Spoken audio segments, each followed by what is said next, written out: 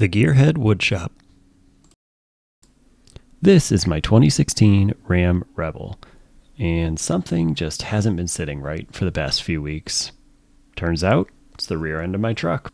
In this video, I'm going to show you how I replaced a leaking rear air spring. The first thing I did was put the suspension in jack mode so the compressor wouldn't turn on. This probably isn't necessary since I'm also going to disconnect the battery, but I didn't want to risk the compressor kicking on while I was working. Then I loosened the lug nuts, jacked up the truck and supported with jack stands, lowered the jack a little but left it to support the axle once the spring was loose.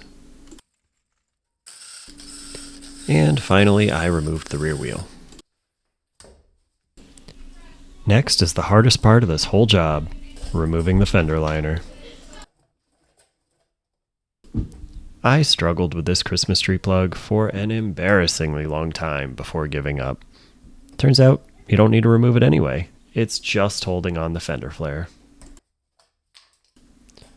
At first, it looks like there are 10 8mm bolts holding the fender liner on, but there's actually 11. For some reason, one is hidden behind the fender flare towards the front of the truck. There it is. Once I took out the last bolt, I could finally remove the fender liner. I'm not sure what the trick is to get this thing out.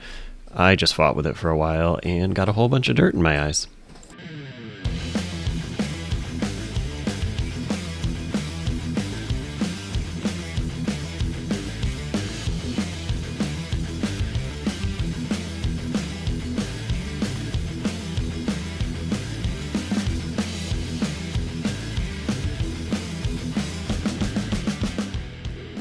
With that out of the way, you can get to the top of the spring. It's hard to see or get your hand in there, so I opened the new spring to get a better idea of what I was looking at.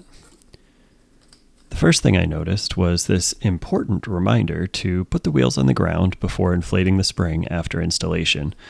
The only negative reviews I found on this spring were people having problems inflating it, so I'm going to try to remember to do that. As you can see, there are only 3 clips holding this in from the top. The spring also has 3 alignment dowels on top and is tapered on the bottom. The larger part faces the rear, and there's a split in the skinnier part that points towards the front of the truck. For reference, I took a couple pictures that I never ended up looking at again, and marked the front with a marker that I accidentally rubbed off while cleaning the spring perch. It's pretty hard to screw this up, so just put the new one on the same way the old one came out.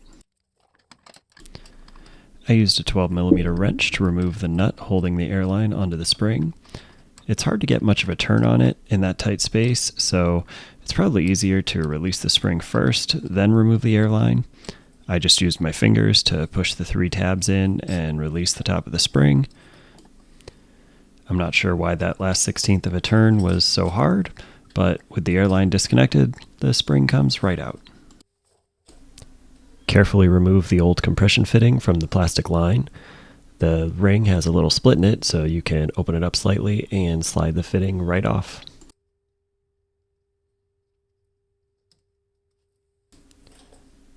The new spring comes with a fitting that already has O-rings installed, and you want to make sure the tapered part of the ring faces up into the nut. I sprayed some silicone on a rag to clean and lubricate the hose, and then slid the new fitting on. The ring can be a little tricky to slide on. I wanted to be very careful not to gouge the hose and potentially cause a leak. And the new fitting installs just like the old one, leaving about 1/8 of an inch of hose sticking through. I placed the new spring on the perch so I could start the airline by hand, then gave it a few turns with a wrench. These don't need to be super tight, just snug. Finally, I can install the spring. Lining up all 3 clips and dowels was a little harder than I thought it would be. You have to make sure all 3 clips are lined up and square, but you can't really see very well and it's hard to get your fingers on them. Eventually, I got it in and I double checked with a flashlight just to make sure everything was seated properly up top. Then I gave the nut on the airline one final check. I jacked up the rear axle to make sure the spring seated properly, and checked that the slot in the front lined up with the mark that I mostly erased while cleaning. Then I temporarily reinstalled the rear wheel so I could lower the truck and test the new spring.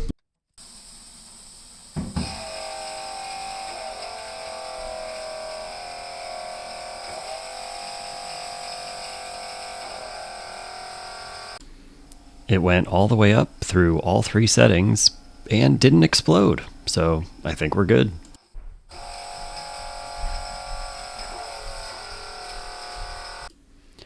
So I jacked it back up, took the wheel back off, and fought with the fender liner for a while.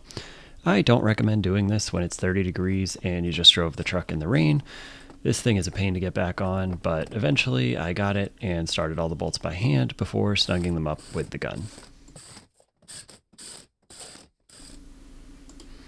And that's all there is to it. Put the wheel back on, torque to spec, and go for a test drive. The final test will be tomorrow morning when I measure the fender height and confirm that the spring is in fact holding air. Overall, I'd say this was an easy job to do. I'm super happy with this TRQ spring so far. It's been about 3 weeks. I've had about 4 or 5 heavy loads in the back, including a slightly sketchy load of lumber. It seems to go up and down just fine and hasn't given me any problems. I'm not going to get into the nitrogen debate. According to the factory, it's a sealed system, needs to be filled with nitrogen. I have not refilled mine and it seems to be working fine, so do with that what you will. And that will do it for this video. If you enjoyed it, please hit that like button, and good luck to you on your next project.